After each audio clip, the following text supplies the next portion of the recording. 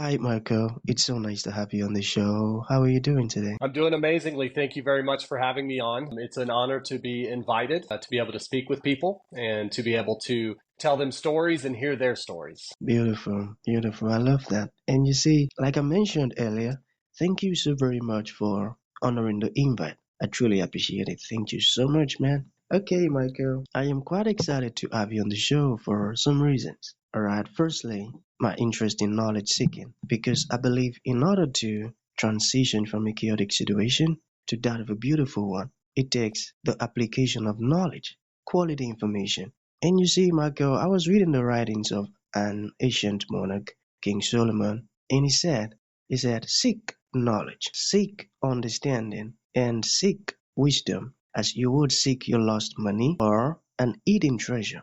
That's profound. And you see, ever since I discovered that light in the Hebrew means knowledge and darkness means ignorance. Hey, Michael, I've been so keen to knowledge seeking because I don't want to remain in the dark.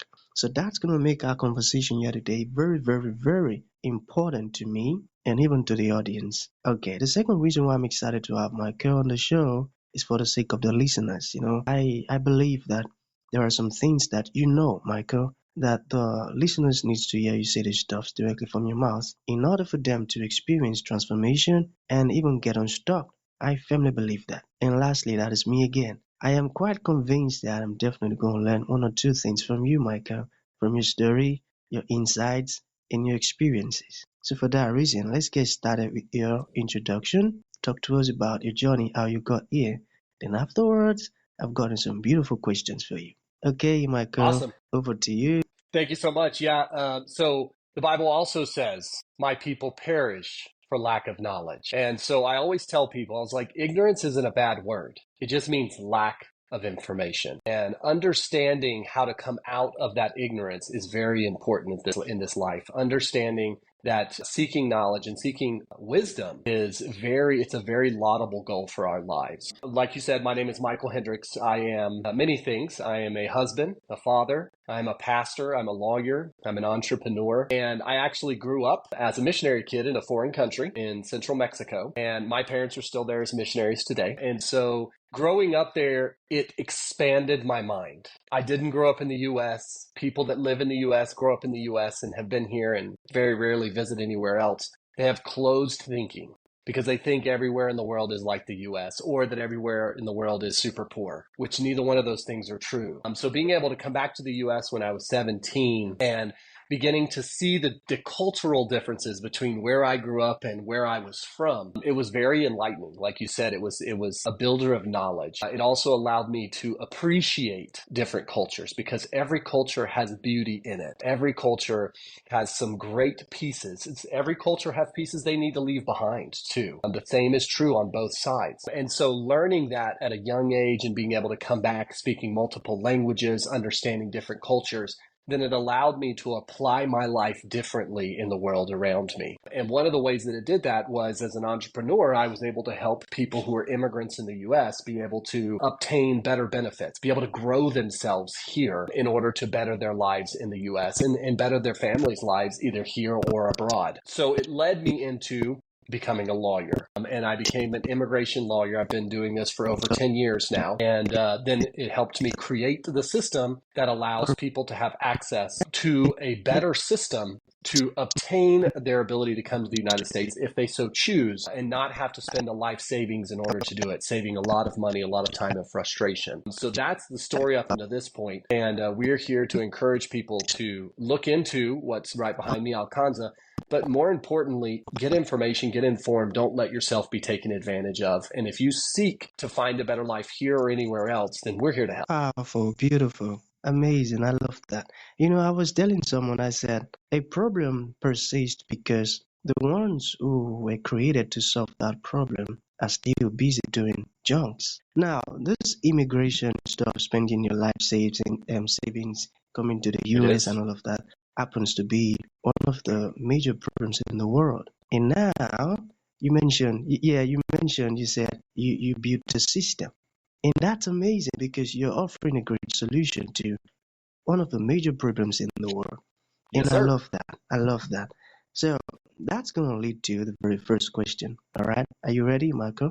Okay. Okay. So let us talk about immigration. So I want you to dive deep in this. All right. Well, it depends Why on what country we're is talking about. immigration Immigration to some so countries is hard? not that difficult. Can you talk to us about that? Immigration to the US and some of the European countries is very difficult. And the reason is because you have different places around the world that are seeking different things, right? So let's just talk about the US.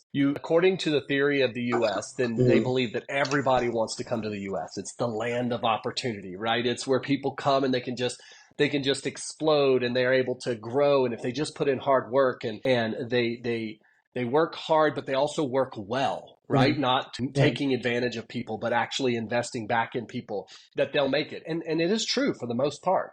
So that means that if people around the world want to come Mm, here, then that means the gate's going to be smaller because you have more people trying to come. And so you have to make the gate smaller in order for it not to be flooded. Because what happens if, for instance, let's say we take everybody in Nigeria and everybody in Nigeria comes to the US all at once. Well, first of all, that's not beneficial for Nigeria because guess what happens? All the people that can help Nigeria be a better Nigeria are no longer in Nigeria. So then Nigeria would fall. But also, if you brought them here, then everybody would be looking for a job all at the same time. And there wouldn't be enough jobs to go around, which means that you would create the same situation. So immigration is difficult because countries have protectionistic qualities. They're trying to protect their economy. They're not necessarily trying to protect their people. Like most people do agree that immigration is a huge positive, no matter what country, because immigration brings in people with different skills, different resources, different assets, and it puts them all together to work in a homogenous manner. So we work, some people call the US the melting pot. Everybody comes and melts together. That's not true. We're the tossed salad. We have people come, but we don't want them to become what the Anglo is here or the Black American is here. We want them to come and bring themselves, their culture, their abilities, their resources, and invest them here in a way that is positive for them and for the economy. But if you do it at an overwhelming rate, then you run into a problem where the America, USA, becomes every other country in the world, right? And then another country would have to step up and say, no, we have all the jobs and we have all the opportunities. So America specifically is very difficult because of that reason. 330 million people are already here, and there are 8-9 million jobs that are available right now, and over 8-9 million people who need those jobs. Now, the disconnect is where people here don't take the job that's available to them. Whereas people from abroad are like, I'll do that. I would do that. You let me come and I will work that, right? And it can be anything from farming to roofing to working in a restaurant. People from abroad go, I don't care. I don't have a job, or my job pays me a fraction of what I can get paid in the US. I'll come take it. And so that's one of the biggest reasons that that immigration to the US, particularly in Canada and other European countries, is very difficult because it's a protectionistic quality, right? We don't want to overdo it, but we also don't want to underdo it. And so it allows there to be this balance. But it doesn't have to be super expensive or complicated. And that's what the system does. It helps simplify the process. Yes, of course. Yes. yeah. Okay, okay. I said I love that. That's a good one. You explained it in such a way that 100%. even So a toddler there are will find it various easy to passages understand. in the Old I love Testament, that. especially, Now let us look at where God. he's talking Okay. to his Let people, us look at Israel. God's And he specifically perspective as says, to don't beat up immigration. on, Okay. don't So put down, don't how take does God advantage, don't speak mistreat or the speaks immigrant. about Why? immigration? Can you talk to us Because about that? you were an immigrant too. And so looking at it from that way, and we look at it like, for instance, let's talk about the Israelites in Egypt. For years, they prospered in Egypt when they had to flee because of the famine, right? Joseph was there. He brought his family. They all settled in Goshen.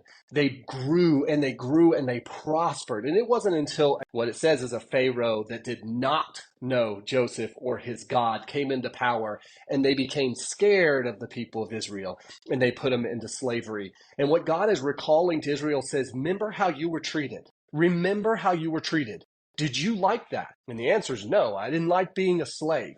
Well, then why would you treat other people like that? Remember that the plight of the immigrant is significant. Now, I don't believe God ever puts it into a moral versus amoral thing, right? Like he's not like, immigration is a moral issue. No, no, no. But he does say, don't mistreat, don't condemn, don't put down, don't take advantage of the immigrant. Why?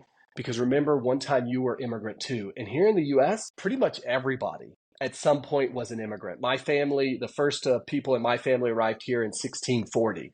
Nevertheless, we arrived here. We weren't from here. So, and many of the Black Americans, they arrived during the 15, 16, 1700s, right? Because they were brought over on boats. They arrived here. They weren't from here. We are all immigrants. And if you look at it from the biblical perspective, I'm on earth. I am an immigrant because I don't belong here. My home is in heaven, and I am a sojourner through this land, and I should be investing what I have in this land for his glory to be able to show others the way to the home that is beyond this earth, because we all live for eternity, and one of us, a group of us, is going to live with him and the other is not. And it is your choices that you make of this, what the Bible says is a puff of smoke. The time that you have here is just a puff of smoke. It's minimal in terms of eternity. What you do in this puff of smoke will determine where you spend your eternity. And if you see it as I'm an immigrant, then you know, it's like, I don't belong here, I belong there, but here I am supposed to make it. And the Bible talks about when they're in Babylon, when the people of Israel are in Babylon, they say, look, pray for the well-being of your city and your country that you're in right now, because their prosperity is your prosperity.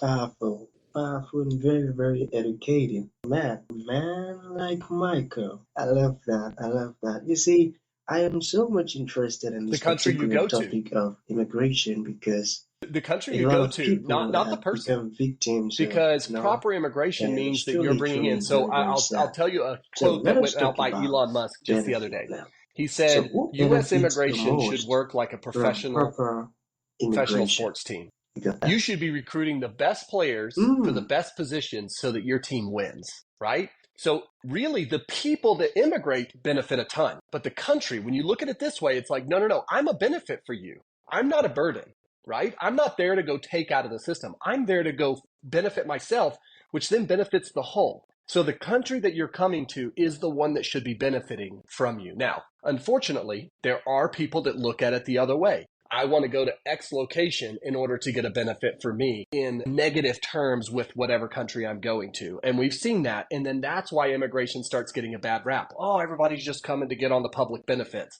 When majority of people, that's just not true. And I'm talking about the vast majority of people. That's just not true.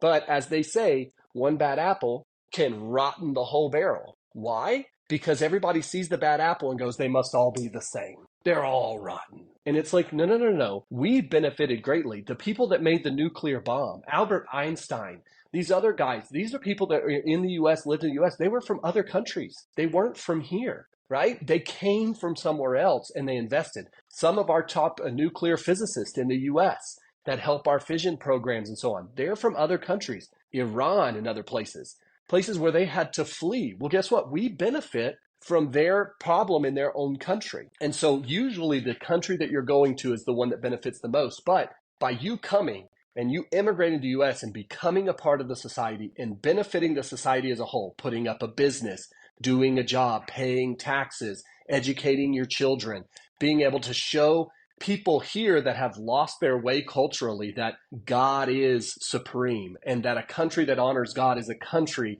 that will be blessed, and a country that does not honor God is a country that will not be blessed. And bringing those kinds of thoughts to me, that's one of the ways to save America from what I feel like could be a potential doom in the future from those who believe that doing whatever they want is okay and living however they want is okay, when it's like that's not true. There is a way to live, and it's very clear scripturally what that way is. beautiful, I got that. You see, I would have to send this podcast to some of my Nigerian folks. They really need to hear That's right. this stuff because many of them want to fly out of the country to the US for, I believe, the wrong reasons, better life and all of that. And they don't have the insight as to it has to benefit the country you're going into. It's just for the selfish reasons. I get it.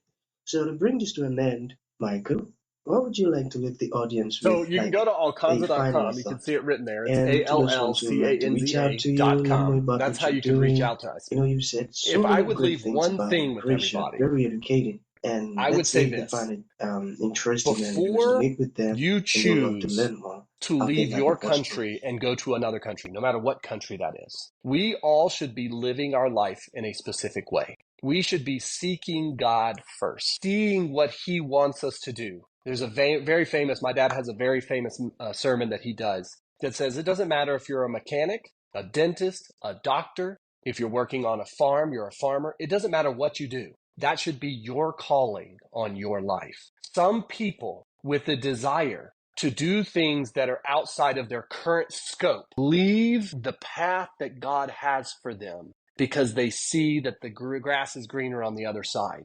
And what happens is sometimes they leave the will of God in their life in order to have a temporal benefit.